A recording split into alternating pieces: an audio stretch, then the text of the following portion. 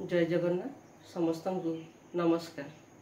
आज आम उत्कल गौरव मधुसूदन दास के विषय रे जानिबा। स्वतंत्र उत्कल प्रदेश गठन रे उत्कल गौरव मधुसूदन का अवदान अतुलनीय। सुप्त ओडिया जाति को जागृत करिबा पई ओडिया जातिर प्रतिटी रक्त बिंदु रे जाति प्रेम भरी देबा पई उत्कल गौरव मधुसूदन दास केतेक काव्य बा कविता रचना करथिले। सेथिरु दुईटी पद। प्रथमटी उठरे उठरे उत्कल संतान उठिबु तु आउ केते दिने पूर्व गौरव पूर्व महिमा पड़ु नाही किरे तोर मने।